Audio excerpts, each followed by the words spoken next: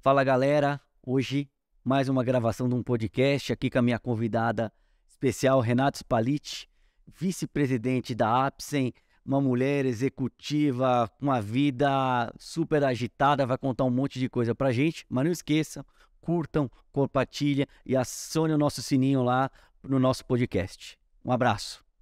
ABC Cast Caminhos da Gestão, com Danilo Guedes. Olá, eu sou o Danilo Guedes, eu sou o CEO da ABC Cargas e esse é o nosso ABC Cast Caminhos da Gestão. É um espaço para a gente falar de gestão, de pessoas, de estratégia, de tecnologia e tudo que a gente possa apontar para o caminho, para o futuro. Esse é o nosso segundo programa e eu já estou comemorando porque, afinal, a gente está mostrando a presença da mulher, né? A importância cada vez das mulheres no dia a dia, da liderança brasileira. E hoje eu estou aqui com a Renata Spalletti, vice-presidente executiva da Apsen, e sem dúvida uma mulher que abre muitos caminhos aí na liderança brasileira. A Renata é sem dúvida uma executiva bem-sucedida, né? Renata é mulher disruptiva, que quebra paradigmas, que quebra estereótipos. Vai contar um pouquinho da sua vida, não vou dar spoiler antes da gente começar. Renata, obrigado pela sua presença, enriquecendo de novo o nosso podcast.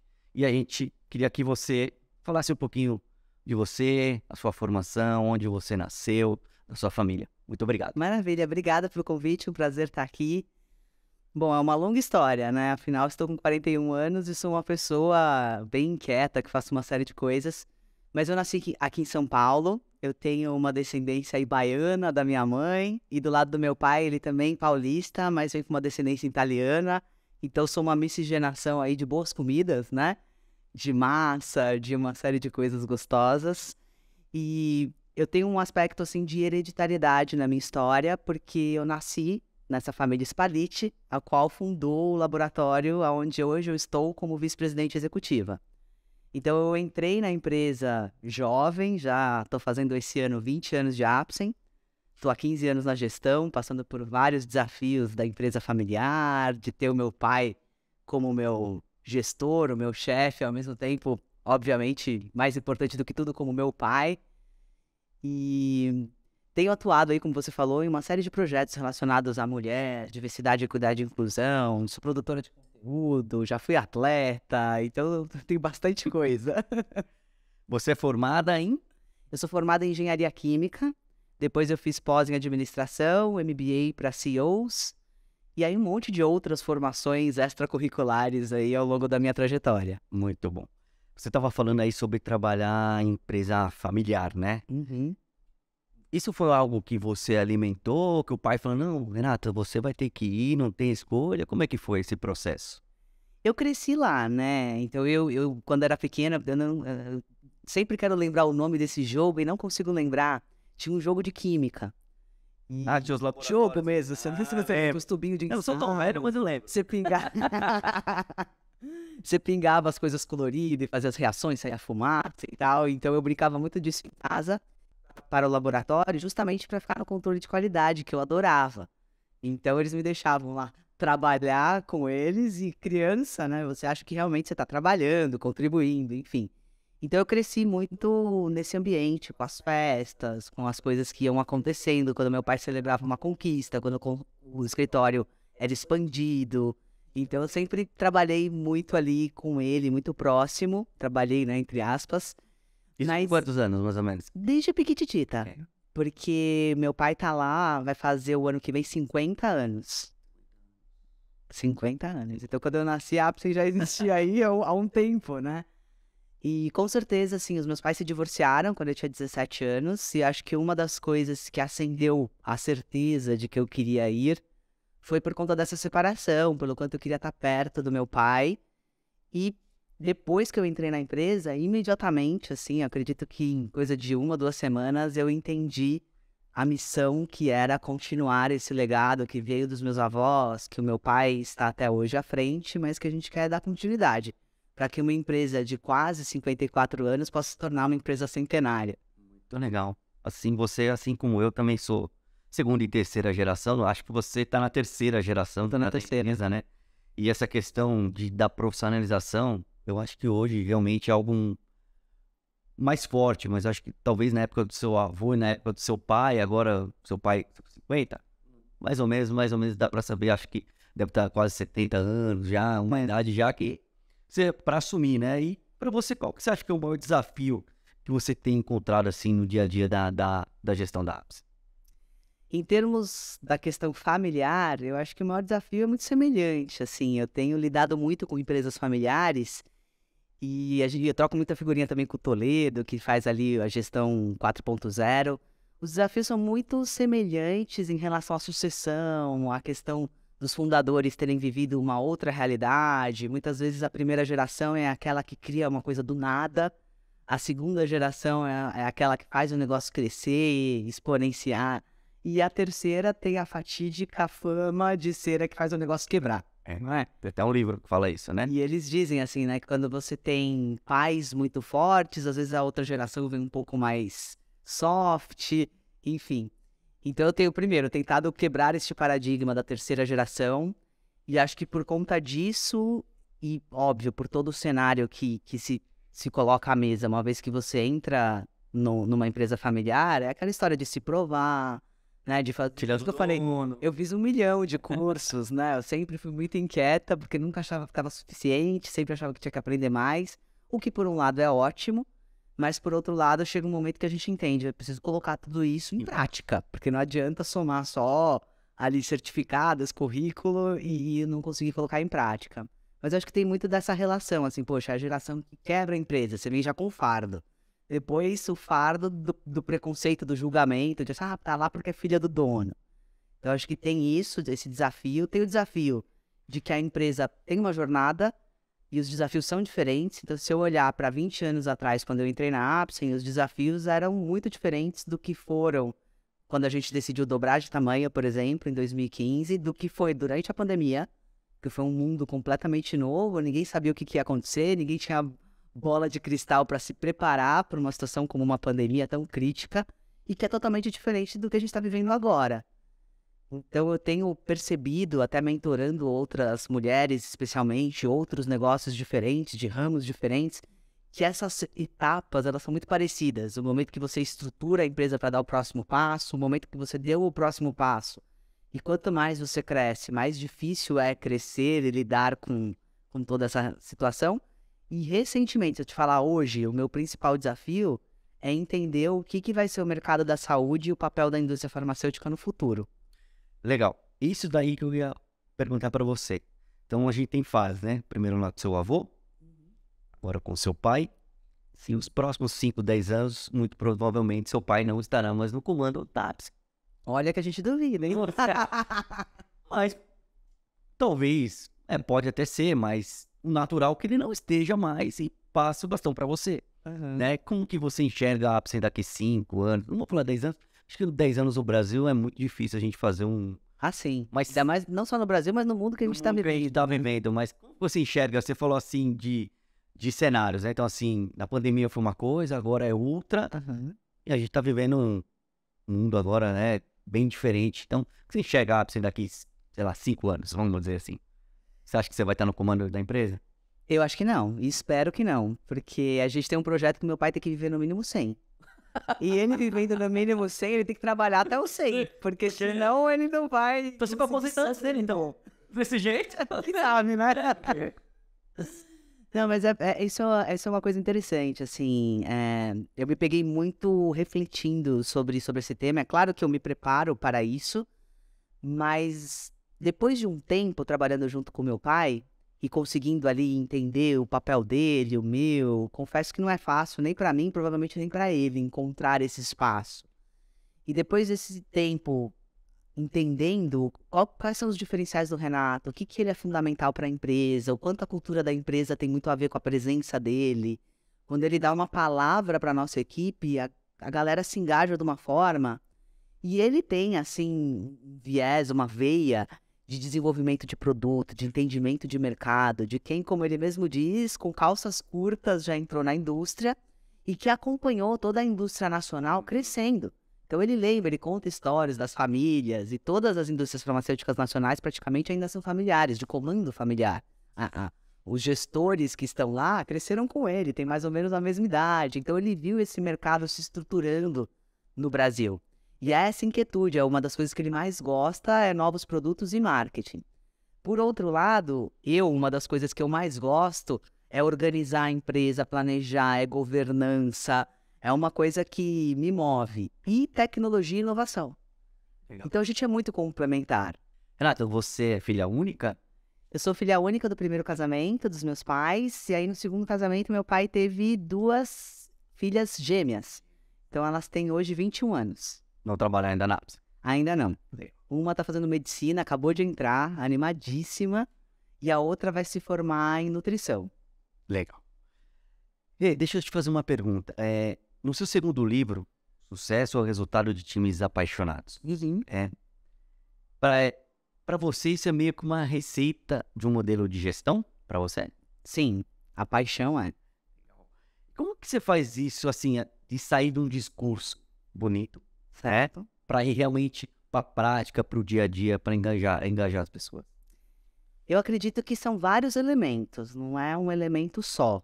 Mas o mais importante deles é a cultura corporativa. Nós temos na Ápice uma cultura corporativa muito forte. E essa cultura, obviamente, como toda empresa familiar, vem dos meus avós, do meu pai e também com a minha contribuição. Os meus avós que fundaram, meu avô era médico e a minha avó, imagina, 2 gerações atrás. Eu era médico. Meu avô era médico. 2 gerações atrás, a minha avó esteve à frente da empresa. Então, muito do que a gente faz hoje em relação à contribuição com as mulheres, ao crescimento das mulheres na carreira, e hoje em dia a gente até ampliou um pouco mais isso pensando em diversidade, vem dessa essência da minha avó e até da inspiração de quem ela foi. Essas gerações carregam as suas características. E o meu pai tem uma característica muito humana. E ele tem, assim, uma humildade que é até, assim, difícil de entender. Só para quem convive realmente que entende. A gente até brinca que meu pai tem o fofurômetro. Então, quando ele começa a falar, o fofurômetro começa a subir. E tem coisas que ele diz, assim, pra gente que são muito emblemáticas. Então, um exemplo é que ele fala muito, e isso é comprovado na prática, não é um quadro que tá lá com valores, com o propósito da empresa. Não. As pessoas convivem com o Renato e no dia a dia elas percebem que isso é real. Uma das coisas que ele fala é assim, eu não quero ter um jatinho, eu não quero ter o carro mais incrível do momento, eu não vou mudar desse apartamento, às vezes ele fica no online, né? Desse apartamento aqui. Ele tá na fase de me desfazer das coisas, não de adquirir coisas. E aí ele fala, meu sonho é que a Apsen dê certo, que vocês se realizem, todo o dinheiro que eu tenho guardado para colocar na Apsen se algum dia ela precisar. E aí as pessoas olham aquilo e entendem que é um ambiente diferente. Legal. Ele cumprimenta todo mundo, ele sabe praticamente o nome de todos, ele sabe quem são Pô, os já tô querendo conhecer seu pai. Ah, ele é um fofo. Você vai gostar muito. Vamos Você combinar. fala com bastante carinho dele, isso é muito importante, né? E você vê, são coisas teoricamente simples, mas que a gente tá carente hoje em É dia. difícil fazer o simples. É difícil a gente tá carente. Os exemplos que a gente tem, a gente tá numa era de muita ostentação, a gente tá numa era... Vai bem low profile, né? Se você buscar na internet, eu acho que você nem vê. No LinkedIn você vê. No LinkedIn. No LinkedIn você vê que ele coloca as inspirações da madrugada. Isso também é outra comprovação. Ele gosta muito de escrever, ele escreve de madrugada e posta no LinkedIn, assim, do âmago da essência dele. Então isso faz com que as pessoas se contagiem muito. E depois isso é desdobrado em práticas de gestão, de liderança, muitas coisas que a gente faz para os colaboradores, que aí sim faz com que a paixão seja sempre alimentada, seja sempre fomentada. A gente tem muito, assim, o costume de desafiar as pessoas, de fazer projetos inovadores. Então, quem tem muito tempo de casa, eu tenho pessoas com 30 anos de casa, 28 anos de casa, 25 anos de casa. E aí, claramente, a gente sabe que o mercado tem aquelas perguntas. Poxa, mas tanto tempo na mesma empresa? Mas o que acontece é que a pessoa está há muito tempo sendo reinventada a cada ano. E aí faz com que eles sejam super up-to-date, com que eles sejam super engajados, porque não entra naquela coisa de, estou há 25 anos fazendo a mesma coisa. Não. Eu estou participando de vários projetos, estou participando da construção de futuro dessa empresa. Eu gosto muito de provocar as pessoas no sentido de assim, nós estamos construindo uma indústria que está escrevendo história em vários aspectos. Então as pessoas vão querer saber quem construiu essa história. E essa história não está sendo construída por mim, pelo meu pai, está sendo construída pelos gestores, pelos colaboradores. Então, a minha vontade é que eles cada vez mais tenham essa coisa de querer falar, olha, sei lá, se eu sou de pesquisa e desenvolvimento, quem desenvolveu esse produto fui eu com a minha equipe. Se eu sou de uma outra área, poxa, fábrica, quem colocou o método Lean e fez o negócio rodar como Tem alguém que trabalhou com seu avô lá ainda? Com meu avô tem. Tem. Toda essa galera de 30, 20 e poucos anos. Porque o meu avô, não, ele faleceu em 2010. Tanto a minha avó quanto o meu avô.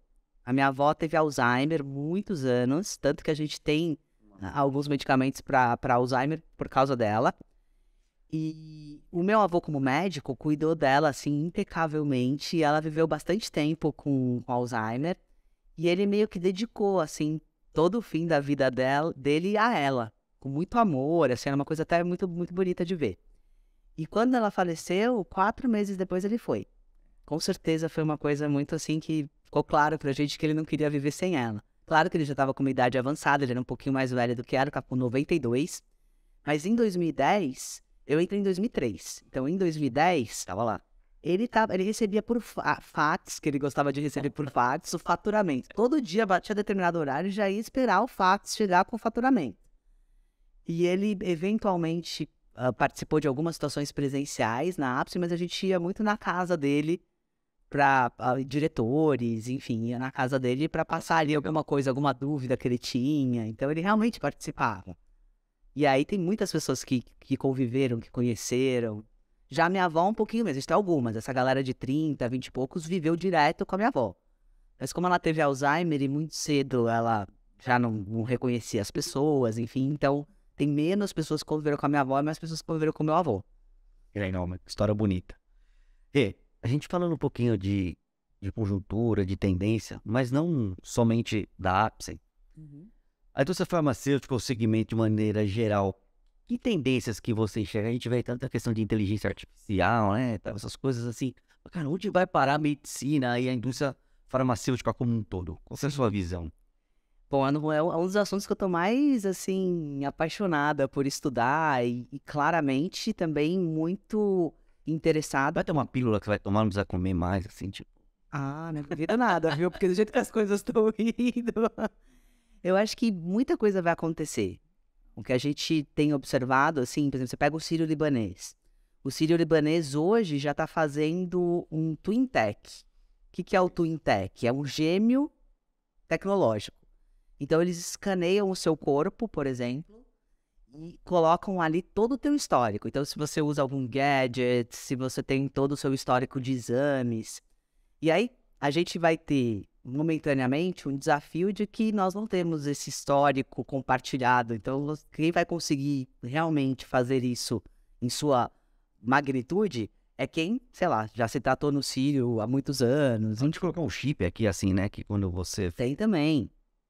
Aí esse gêmeo idêntico, o que eles fazem? Eles colocam o tratamento que eles te dariam nessa inteligência artificial, rodam com base em uma série de dados, não só seus, mas muitos, obviamente, especificamente seus, mas vários dados que eles têm a tendência de quem tem isso, nessa ordem, desse jeito, com essa idade, com esse biotipo, tal, vai reagir desta forma. Seja uma cirurgia, um medicamento, então a chance de dar certo é muito maior. Eu acredito que também a gente vai cada vez mais diagnosticar mais cedo, conseguir tratar mais cedo. Viver mais. A cura, a viver mais com certeza. Isso a gente já sabe que a gente vai viver mais. Qualidade. Com qualidade com certeza, porque é o que está todo mundo trabalhando. Medicina preventiva, né? Medicina preventiva. O futuro é medicina preventiva, saúde mental, porque a gente já tem... Vamos falar daqui a pouco disso, hein? Vamos. A gente já tem percebido que a próxima pandemia já se estabeleceu e é essa de saúde mental. E a tecnologia. Assim, eu creio muito, eu já falo isso há alguns anos, que o futuro de toda empresa, não é só de uma empresa como uma indústria farmacêutica, ou de uma empresa da área da saúde, é educação. Eu acho que todas as empresas vão se tornar uma empresa de educação, uma empresa de mídia, e isso conectado ao seu produto, ao que você faz especificamente, é assim que a gente vai se diferenciar. Porque daqui para frente, cada vez mais, a gente vai ter muita cópia, muito concorrente. Aqui no Brasil, falando do meu mercado especificamente, tem se falado sobre a vinda da China com muita força. E aí, se você pensar em preço, você já não vai conseguir competir. Então você tem que vir com uma série de diferenciais que faz com que você continue crescendo. Isso Não, o genérico acho que já foi manjado. um impacto muito grande, né? Imagina agora a indústria. Aí que você está falando sobre essa questão da inteligência artificial e, né, de tendências. Mas eu lembro, eu acho que foi na pandemia que falaram que a questão da vacina não aplicaria para todos, porque o oriental reage de um jeito, o ocidental reage de outro jeito. Então, quando você fala de China, realmente... Mas China é um capítulo, a gente acha que tem um podcast só para falar de China. Sim. Aí eu vou pra lá em agosto, na volta, então eu venho aqui só pra gente falar de Tenho China. vontade de ir para aí, mas eu primeiro preciso como que eu falo? Saber o que eu vou comer lá, porque imagina. Não, eu já tô pensando nisso também. O que eu não vou comer, né? Talvez... Mas eu vou pela Startse, né? Ah, Fui legal. agora pro Vale pela Startse, vou pra Israel e vou pra China.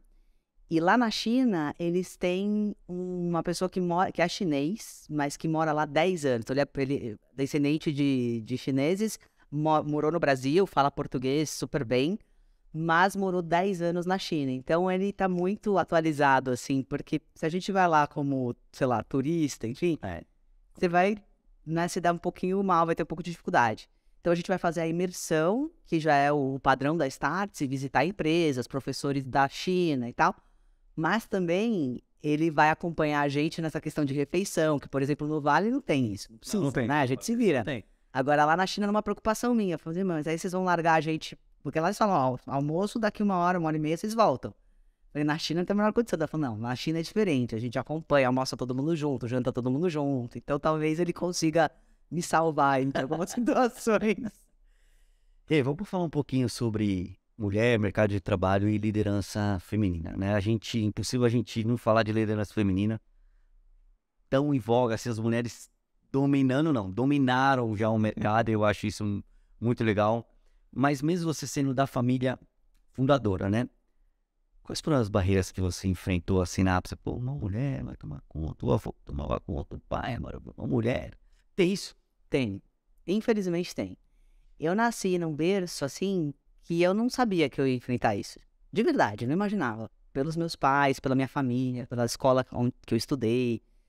Quando eu entrei na Apsen, eu senti um pouco daquela coisa da filhinha do papai, né? Mas não ainda a questão feminina.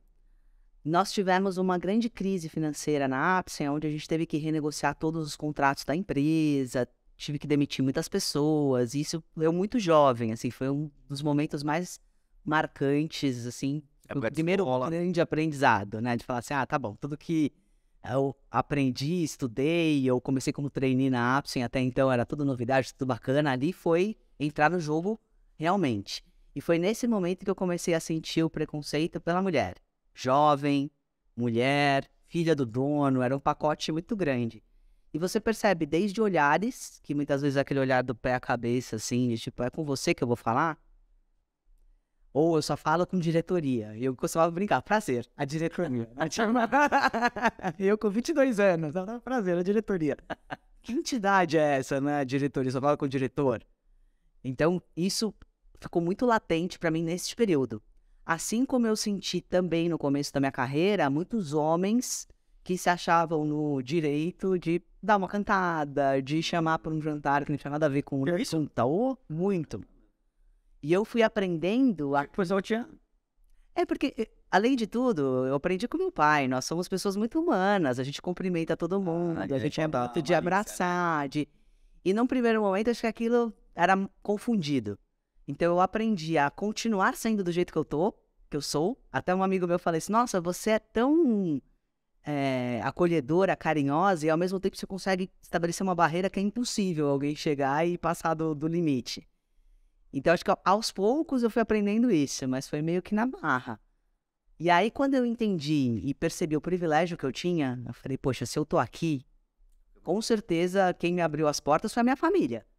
Eu não chegaria tão longe quanto eu cheguei tão cedo se eu não tivesse essa hereditariedade. É claro que a minha competência me fez continuar, porque se eu fosse incompetente eu não ia chegar onde eu cheguei hoje. Mas onde eu estava lá naquele momento, eu estava porque eu tinha esse privilégio. E aí eu entendi que eu precisava ajudar outras mulheres. Primeiro no nosso quintal. Tinha o ônus também, né? Sim, você sabe muito bem, né? Eu gosto de conversar com quem é de empresa familiar que sabe a dor. Peso de substituir o seu pai ou de andar junto É com muito o seu grande. Sim, é muito grande. E foi naquela época que eu falei, bom, primeiro eu tenho que fazer no meu quintal, como se diz, né? Então acho que primeiro eu tenho que olhar para a Apsen e ver que ações afirmativas eu posso fazer dentro da Apsen para que as mulheres cheguem mais longe. E depois transcender a Apsen e com a minha voz, com o meu posicionamento, com o que eu construí de audiência, como que eu posso ajudar as mulheres a chegarem mais longe, abrir portas. Até que hoje eu já me vejo numa situação um pouco diferente. Eu faço parte de várias associações e através dessas associações a gente olha para políticas públicas, a gente olha para outros temas que aí já são muito mais abrangentes. A gente está pensando no Brasil. E precisa dessa representatividade da mulher poder colocar as dores da mulher. Porque imagina a gente discutir licença maternidade, imagina a gente discutir uma série de questões que são específicas das mulheres e os homens estavam tratando no passado. A Apsen é bem dividida na questão de gênero? Sim. Sim, hoje nós temos praticamente 50-50. A gente tem 40% das mulheres na diretoria e a gente está batalhando para sempre aumentar esse número. Mas não deixa de ser um desafio, assim, eu sempre sou um elemento inquietante por onde eu passo, porque, por exemplo, na indústria farmacêutica tem muito aquela coisa de contratar pessoas que já são da indústria. Porque é muito regulada, tem uma série de regras. Aí você pensa, poxa, eu vou trazer alguém de fora do mercado? Até eu treinar, até essa pessoa entender, eu vou ter que ficar colada nela, porque se ela fizer uma besteira, tudo que a gente faz é muito crítico. E aí, se você não traz ninguém de fora, aquele grupinho fica rodando no mercado. Então você vê que Viciado. esse nível de diretoria, de vice-presidência, de gerência sênior, era uma coisa muito viciada. Era sempre as mesmas pessoas que mudavam de empresas. Então a gente tem tentado trabalhar para a mulher chegar de formação, e aí ela chegando a gente consegue tanto na Apsen quanto depois para o mercado ter mais mulheres sendo vistas e tendo essa oportunidade. Muito legal. Fala pra mim uma coisa. Durante muito tempo as mulheres sempre precisavam buscar uma certa forma de apresentar atributos, talvez até masculinos, né? Uhum. E para conseguir espaço no mercado de trabalho. Aos poucos a gente vê que isso tem mudado, né? E para qualquer líder, seja homem ou seja mulher, essas características são importantes. Quais são as características que você, independente do gênero, olha, para você ser líder ou para você assumir um topo na liderança da Apsen ou qualquer lugar, o que você enxerga? Eu acho que as mulheres têm dois aspectos, assim, elas são muito acolhedoras, elas têm essa coisa do cuidado e elas têm que tomar cuidado para não virar uma grande mãezona da equipe. Ou a polaridade inversa é ela ficar muito dura, ela querer trazer um arquétipo mais masculino. Então, acho que a gente, em termos de mulher, a gente está chegando num equilíbrio em relação a isso. A gente viu que isso aconteceu muito e também, se você olhar para a história de várias questões que foram tão importantes quanto essa, a gente vê que primeiro vai para o extremo, para depois a gente balancear e trazer para um meio ali um pouco mais equilibrado. E eu acho que justamente o fato de a gente não ter mulheres no passado recente, se a gente pensar, toda essa conquista da mulher, ela é muito nova. A gente tem milhares de anos aí de homens, né, dominando e tal, e a gente tem pouquíssimos anos de mulher conseguindo galgar aos poucos alguns espaços. Então é tudo muito novo. Se a gente pensar, a minha geração, ela é uma geração quase que divisora de águas.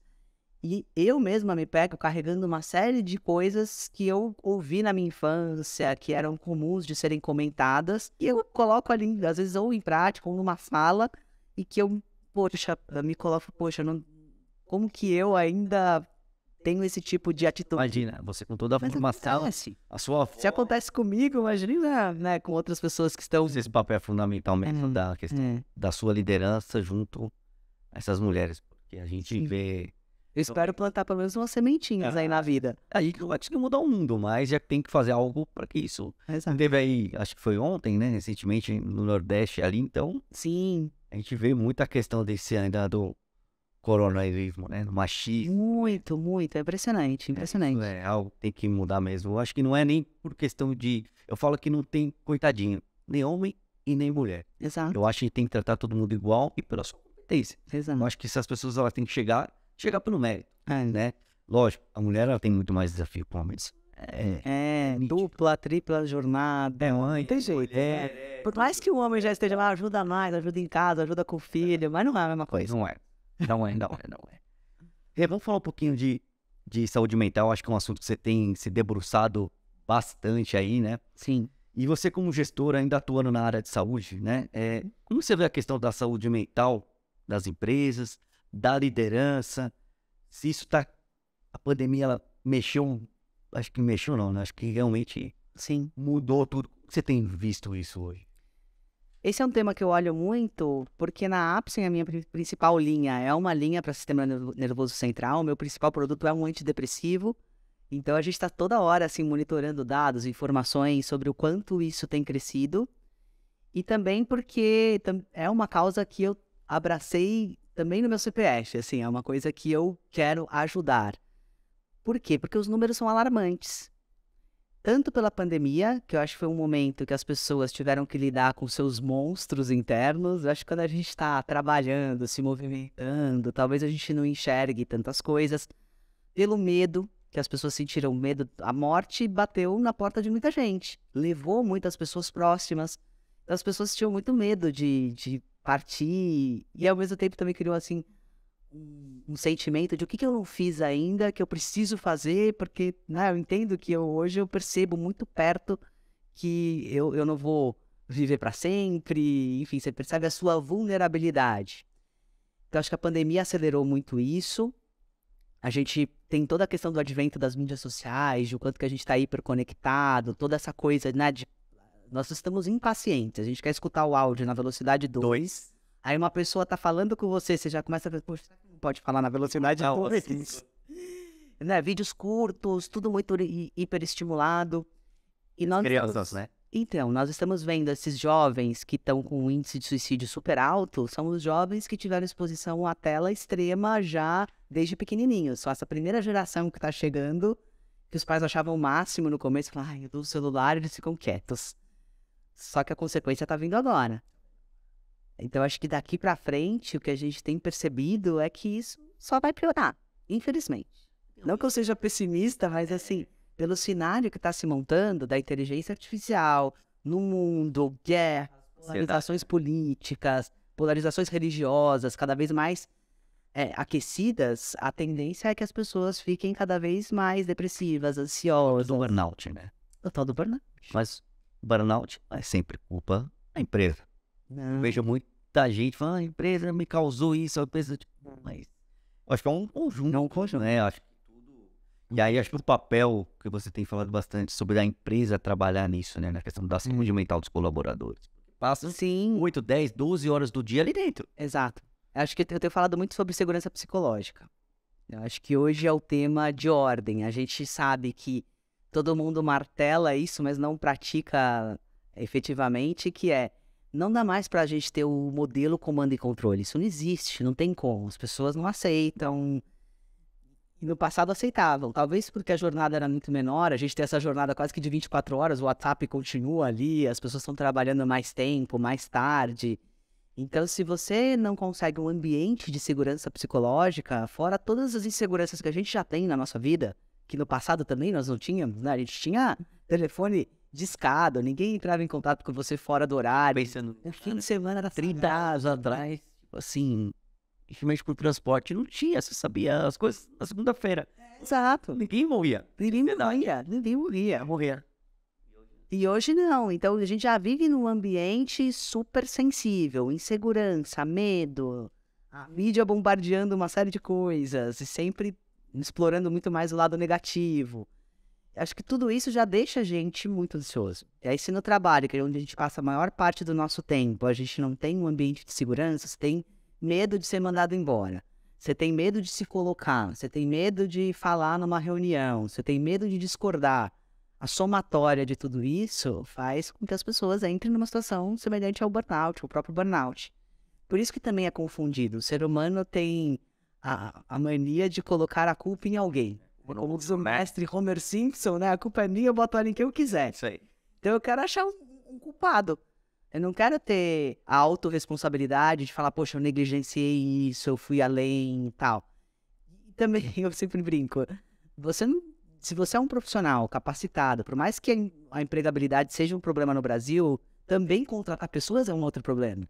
Pessoas capacitadas. Então, se você cuida da sua carreira, se você é autorresponsável, você não está feliz num lugar, vai embora. Você tem a possibilidade de tentar.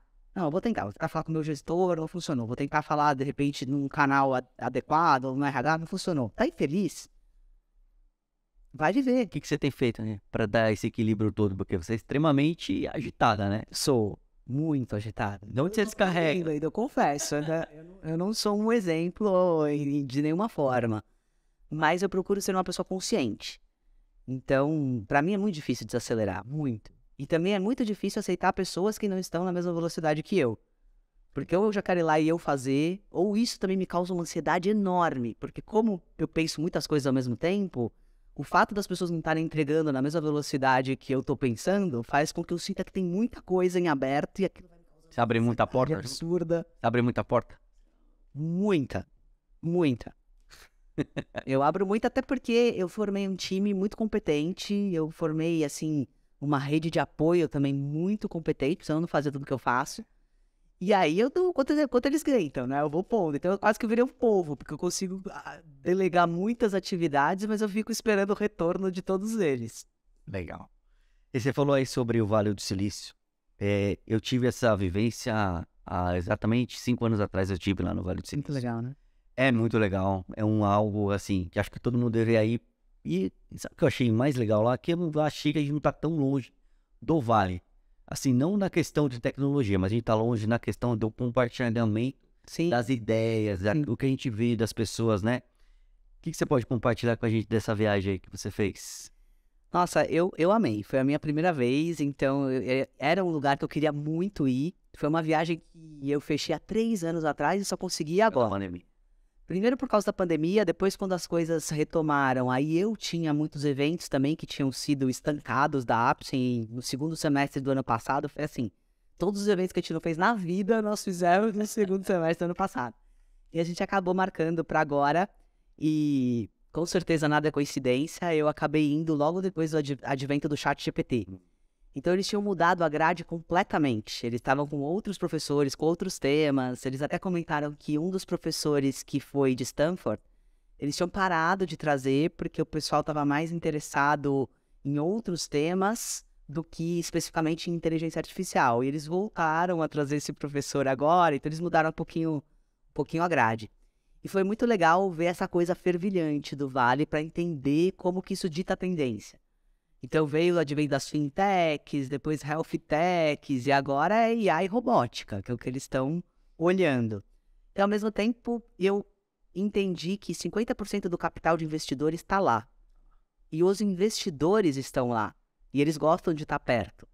Então, se eles estão colocando um caminhão de dinheiro nesse tema, as coisas vão acontecer muito rápido. Eu saí de lá com a sensação, assim, de que em 5, 10 anos as coisas vão se transformar tanto quanto ou mais o celular foi na nossa vida. Porque é uma revolução silenciosa. A gente fica com a sensação que um dia vai chegar um robô igual um humano. E não é assim, as coisas vão acontecendo aos poucos. Você tem lá um aspirador, daqui a pouco Jetson você tem claro já, né? Porque o Jetson lá, é tudo igual. Se você olhar... O celular foi assim, né? A gente começou a ter o iPhone, depois aí tinham vários aplicativos, daqui a pouco você estava fazendo tudo pelo celular. Isso que a gente não percebeu, a gente não foi entender, nossa, agora foi aos poucos. O advento do iPhone, sim, foi um grande elemento transformador, mas depois as pequenas coisas que foram acontecendo, sendo ao longo dos anos. E a minha sensação é que é isso, vai ser rápido, mas não vai ser como a gente acha, a máquina vai substituir o humano, assim. Não. Só Você acha que vai? Putz. É difícil, né? É difícil e ao mesmo tempo não é. Eu acho assim, não acho que isso vai acontecer tão rápido, eu acho que o ser humano vai aprender a trabalhar junto com a máquina, mas, ao mesmo tempo, o poder que isso tem na mão de pessoas erradas, talvez ele substitua o humano. Então, quando eu começo a pensar, eu falo, meu Deus, robôs, ai que legal, eles vão ajudar a gente, eles vão fazer, eu adoro quando eu penso. Nossa, Nossa, Só é até um robô. eu tenho um robôzinho lá em casa. Chama Robot. Fica lá. É, E na casa inteira. não é maravilhoso? Nossa, dois. 1h30 tá tudo. Economizou 1h30. Quando Mas você é pensa o nos benefícios, saúde, você pensa, nossa, a gente já tá imprimindo órgão em impressora 3D. Então, Não vai ter mais aquela questão de fazer medicina, ter que abrir corpo. Hoje já tem impressora 3D. exatamente. A inteligência artificial já tá para exames, colocando uma base gigante, eles conseguem identificar o tipo de câncer, como que vai ser, qual que é o melhor tratamento. Então, isso quando eu penso, eu falo, nossa, que legal, né? Esperança para um monte de coisa. A gente vai viver mais, vai viver melhor. Ao mesmo tempo, quando eu penso que isso pode ser usado para o mal, para uma guerra, eu penso, caramba, a gente está muito vulnerável. É. A diferença entre, como que falam? Entre o O remédio remédio e o veneno. é a dose, né? Eu acho que na vida é isso. Até aquilo que a gente fala é a dose. Né? Ei, você... Com você, eu vi que tudo pode, né? Tudo pode. Tudo pode, né? E aí me contaram aí, tem algumas pessoas que me falaram aí que você vai ter um podcast, é verdade isso mesmo? É verdade. Quando você lança? Eu lanço em junho, provavelmente aí meados dia 12, dia 15. E você já tá convidado Obrigado. antecipadamente. Obrigado. Quero te receber lá, vai ser um prazer enorme. E vai chamar Pode Rê. Pode rir. Pode de pergunta, né? Legal. Pode Rê. Então que a gente vai fazer uma brincadeira com essa coisa de que pode tudo, mulher pode tudo. Isso é uma coisa que a gente já fala bastante. E acho que a gente vai explorar um pouco mais esse lado nas pessoas, assim, o que tá fora do campo que todo mundo observa especificamente, mas essas coisas ousadas, esses momentos. Legal, mano. Ó, depois de... Já teve agora sua carreira como escola de samba, né, de bateria. Tem isso ainda que você não falou, você não, mas você teve isso já, agora um podcast. E depois do seu... Você agora teve 2 livros, Sim, né? Parece que tem mais um aí já tem um no forno. saindo do forno, né? Sim. Imagino que você tenha planejado muito bem esse livro. Conta pra gente o que você vai... Você pode dar um spoiler? Claro, com certeza. Pra gente. Olha, quando eu lancei o meu segundo livro, eu fiz um exercício para daqui 5 anos. Onde você quer estar daqui 5 anos? E é uma coisa que eu já costumava fazer, mas esse especificamente eu fiz um pouco provocada pela dona da editora, então foi um exercício diferente, eu fazia sozinha. Quando você tem uma pessoa ali te provocando, te questionando, fazendo uma série de perguntas, ficou mais claro para mim onde eu queria estar. E uma das coisas que eu determinei assim para minha vida é que eu quero lançar um livro por ano. Então eu espero que isso se conclua de fato, e aí eu espero que eu tenha vários livros, crie uma carreira consolidada como escritora. Mesmo com o chat GPT dizendo que vai escrever livro, mas nunca vai escrever livro como a gente. Acho que o sentimento não vai... E eu sou muito apaixonada por ler, então pra mim tem todo esse significado. Acho que filho é livro, o livro é um filho. E agora eu vou falar de saúde mental, justamente por entender todo esse ambiente que está se colocando neste momento. Eu acho que vai ser um instrumento para que as pessoas entendam que dá para fazer um monte de coisa, que a gente tem que saber parar. E aí eu digo que muitos autores escrevem aquilo que eles precisam. Eu estou escrevendo um livro do que eu preciso e do que eu quero ajudar as pessoas. É um livro de autoajuda? É um livro de autoajuda, mas muito mais de consciência. Legal. É um livro para as pessoas terem elementos para entender uma série de patologias ou de situações, poderem se identificar e procurar uma ajuda se necessário ou desacelerar se necessário. Eu estudei agora muito para esse livro e eu li muitas histórias de psiquiatras e assisti filmes, enfim. E eu percebi que a maioria dos psiquiatras decidiu pela psiquiatria para se tratar em primeira instância. Então, por isso que eu falo que o livro ele é muito para mim, Legal. mas ele também para os outros. Então, eu tô colocando assim muito amor, eu tô colocando muito carinho e também muita ciência, porque eu tô escrevendo com a ajuda de um aconselhamento de um psiquiatra. E aí vai ter esse lado científico bem robusto, não vai ser a minha visão como, enfim, gestora Realmente é um suporte. Exato. Então eu tô bem feliz porque eu acho que vai ser um livro bem, bem completo, assim. Nossa, livro, podcast, bastante coisa. Pra gente... Depois eu até vou pegar umas dicas com você do seu podcast, porque você já lançou, eu quero saber. Isso aqui é só uma... Na verdade, o podcast... Eu queria ter feito isso antes da pandemia. Aí veio a pandemia, veio aquela enxurrada de podcast, de live. Eu falei, cara, não vou fazer nada agora, porque eu vou... Mas eu acho que é importante a gente tentar, além dos convidados que a gente tá tentando trazer, falar um pouco da experiência. Porque esse conhecimento é o seguinte, se você não passar para frente, ele vence e não serve para nada. Sim. Então, acho que a bagagem de vida, a gente não tá aqui para dizer o que tem que ser feito ou não, mas eu acho que conselhos a gente ajuda, assim, dá alguns conselhos para algumas pessoas, Sim, para elas poderem seguir o caminho um pouquinho, encurtar um pouco o caminho, né? com Ou certeza. talvez até desacelerar. Essa galera aí querendo, faço às vezes entrevista, a pessoa chega assim, mas eu tenho que vir todo dia trabalhar. Você tem que vir todo dia trabalhar, então pra mim não. Mas Oi? assim, tipo assim, o que você acha que um candidato perguntou pra mim, como que você vai ver a ABC daqui 5 anos? Eu falei, cara, Não, sinceramente, hoje em não dia sei. ninguém sabe. Então, essa ansiedade, eu acho que esse livro seu vai ajudar bastante nessa questão das pessoas entenderem um pouquinho, né? Uhum. Dessa questão da saúde mental. E a gente tem um capítulo agora, a gente até brinquei, né, que a gente criou um capítulo que chama Nós Capota, mas não breca. Como a gente mete Adoro. o caminhão, né? A gente tem que brecar para não capotar. Então eu vou fazer algumas perguntas rápidas para você Tá bom. e você responde para mim. Uma conquista que você se orgulha A minha carreira, onde eu cheguei. e ainda que você busca. Chegar mais longe. Não sei exatamente onde, mas eu tô sempre buscando algo a mais. Um grande acerto da sua vida. Não vai falar que você foi ter conhecido Marcelo, isso não vale. Um grande acerto da minha vida, deixa eu pensar. Eu acho que ter tido a coragem de colocar em prática as coisas que eu aprendi. Eu acho que foi um... Você sabe, a gente, né, na empresa familiar, muitas vezes a gente não consegue ter a coragem de colocar as nossas ideias ou de peitar algumas coisas. Então, eu acho que eu tive alguns marcos na minha carreira que foram muito pautados pela coragem, de não, isso aqui eu vou brigar. Derrapou alguma vez? Derrapei muitas vezes. Muitas. Acho que tudo é feito de tombos, acertos e erros, né? Uma competência que você fala que não pode faltar em gestor nenhum. Você falou uma do seu pai. Paixão, humildade.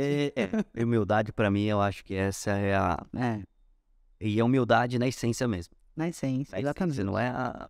Ser humilde. Ninguém é mais que ninguém, né? É mais uma virtude sua. Inquietude.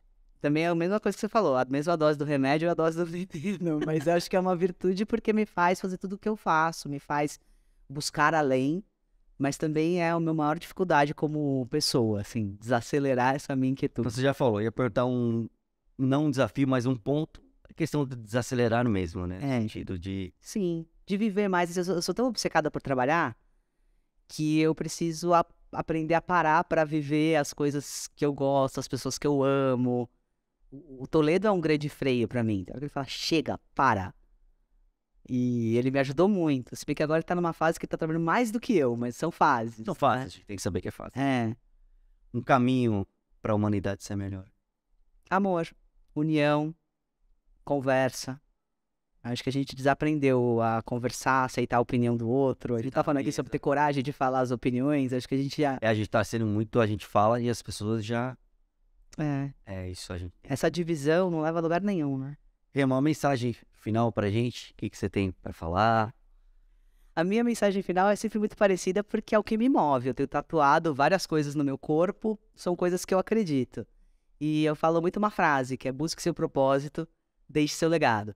Eu acredito que todo ser humano tem algo muito incrível para fazer aqui na Terra, e isso já é uma voz dentro de todo mundo, muitas vezes a gente não escuta, ou diante de todo esse cenário que a gente falou, de dificuldade, né?